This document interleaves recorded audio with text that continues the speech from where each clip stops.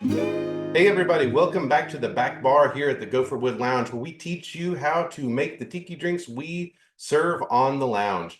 And today we are going to be doing a simple or deceptively simple but delicious drink, the 151 Swizzle. This is a Don Beach recipe, and it became a classic of the tiki genre. Most tiki bars will have a variation on this. The Mai Kai famously added cinnamon syrup to their recipe. The Tiki Tea, which is my personal actual favorite of these style of drinks, have passion and cinnamon, passion fruit syrup, that is to say. Unfortunately, their recipe is top secret. But all of this came from Don Beach at Don the Beachcombers. And so we're going to be making his original recipe. Again, as I said, it's deceptively simple. There's not a lot of ingredients, but you do have to be very exact with the measurements. So let's talk about hardware first. You're going to need a jigger to measure. Again, please remember you always want to measure all of your ingredients for these cocktails to the best of your ability. We are going to need a bar spoon. Of course, any spoon would work. This is a Swizzle. Now, Beach Bum Berry, who is sort of the along with Sven Kirsten, who wrote the Book of Tiki, which you'll see right up there. Beach Bum Berry is sort of one of the people most responsible for the tiki cocktail renaissance in the late 90s and early 2000s. And he did so much research to bring these drinks and these recipes and this style of mixed drink back into popularity. He says to use an electric blender, milkshake maker, kind of flash blender for this. That is probably how Don Beach made them. Most of his drinks were made in an electric mixer, mostly for time, I would assume. Well, that being at least one of the reasons. Because swizzling does take a minute or a little bit at a time, but we're going to do it as a swizzle this time just to show that technique. And then finally, we're going to need a aluminum swizzle cup. Of course, you don't actually have to have one of these. You could use this in any sort of tall, narrow glass. But this was the way they were traditionally served, and as they are still served, I believe, at the Mai Kai in these glasses. Or I don't know, it's not really a glass, right? It's aluminum. But you can get these on Beach Bum Berry's website or through Cocktail Kingdom. He has brought these back out. They're not too expensive. I don't know, 15, 20 bucks, something like that. And it's the perfect way to enjoy a swizzle if you have one on hand. If not, just grab any glass. Okay, now let's talk about how we're going to be making these. First up, the rum. Again, it's a tiki drink, so we're going to be talking about rum. Now, this is a 151 swizzle, so you may be thinking, do I use a 151 proof rum? You do use 151 proof rum. Very proud of you for guessing that. And this is not just any 151, though. This is not the kind you would put in your trash can punch at your frat party, okay? This is going to be 151 proof Demerara rum. This is from the Demerara region, I guess, of Guyana. And this is a rum that is pretty integral to a lot of tiki drinks, particularly those made by Don Beach and his sort of disciples. It's a very bold, flavorful, kind of smoky rum. It really is the secret ingredient in a lot of drinks. And here, where it is really the primary and almost only spirit, really important to get this Demerara rum. There's a couple different brands. This is Lemon Heart, and this is the old label of Lemon Heart. It's changed since I bought this. Um, for a long time, this was about the only Demerara rum you could get, at least in America. Now there is another brand made by Hamilton Rums, which is a great modern rum brand that brings a lot of these old styles back. So Hamilton Overproof or Lemon Heart 151, definitely what I would recommend here. And but before we put in the rum, we've got a tricky ingredient in this, and that is Pernod, Herb Saint, absinthe. I would have to look at the history of when absinthe was outlawed and then made legal again in America. It may have been absinthe originally in the Don Beach recipe, but any anise or anise, whatever it is, based liqueur, Herb Saint Pernod will work. I've got a little bit in a glass here, and I will say why is because you're going to need 6 drops of this, 6 whole drops, if you can believe it.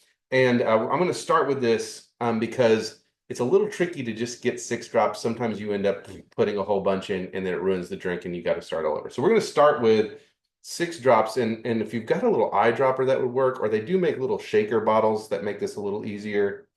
But see, this is not. Okay, hang on. Whoops, see, would have been bad. Okay.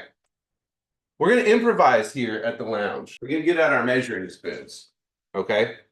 And 6 drops is not quite a quarter teaspoon. It's probably somewhere between an eighth and a quarter. So I'm just going to do that instead.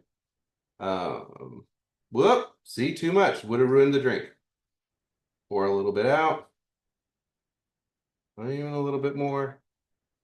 I think that's going to be good. All right, so we got somewhere between an eighth and a quarter teaspoon, 6 drops.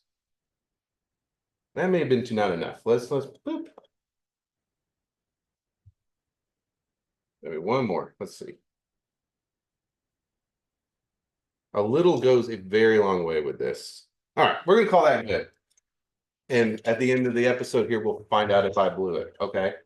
All right. So now that that's down in there, let me pour my rum in. So I'm going to use an ounce and a half of the 151 proof Demerara rum. And I'm just going to build this in the glass because you will see.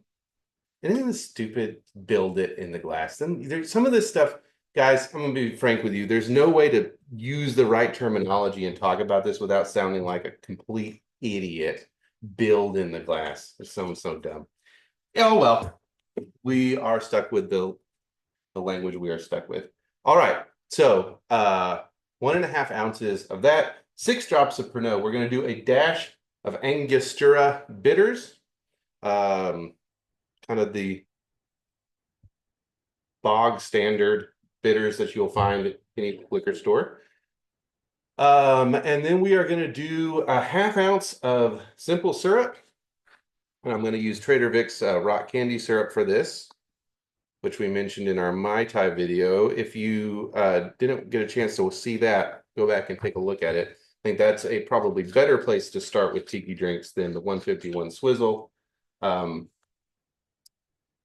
then we are going to do, what did I say? A 1/2 ounce of lime juice. And as I said in the Mai Tai video, you really always need to be fresh squeezing your limes. Don't use the bottle stuff. It will ruin your drinks. Oh, this little guy's trying to get away. No. All right. So,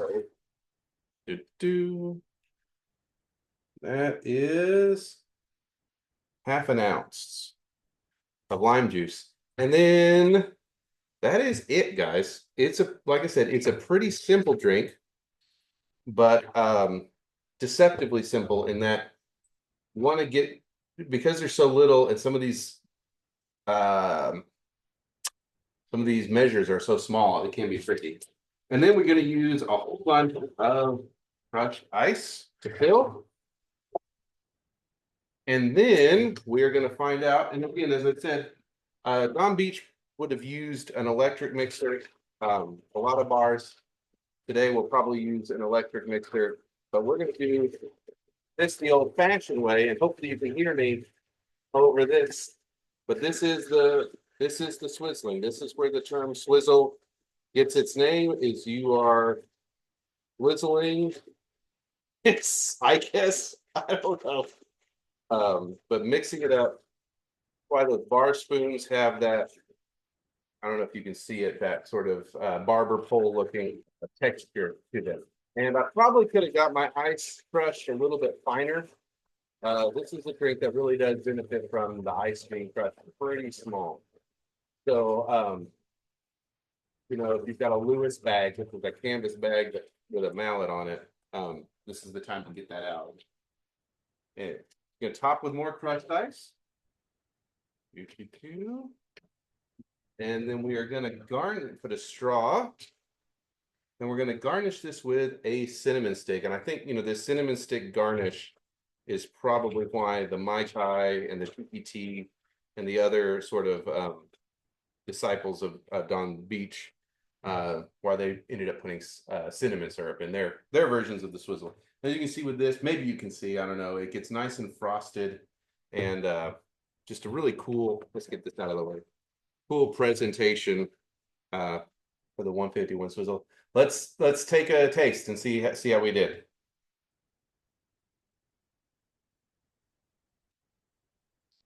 Yeah, that worked out great. Worked out very good. So this is not a very sweet drink. And you do taste the alcohol in this one. And if you're a fan of this, as many people are, that Demerara rum, that really comes through. It doesn't taste like Pernod. That just sort of adds a dimension to it. It doesn't have an overwhelming absinthe kind of flavor. Same thing with the bitters. It's not a very bitter drink. It's not a sweet drink, but it's not a bitter drink either. And it just kind of adds a depth to everything. So there it is, here at the back bar of the Gopherwood Lounge. If you enjoyed this episode, please like, subscribe, hit the notifications bell, share it around to anybody you think. And when when we get our books out, or if you're watching this after some of our books have released, let me tell you, what a better way to spend a day than enjoying a frosty cold 151 Swizzle and an Arc Press novel. Wow. I mean, whose idea of paradise isn't that? Wait, what? It wasn't that everyone's idea of paradise? Until next time we meet back here at the back bar, thanks so much for joining us. And remember, the humans win in the end.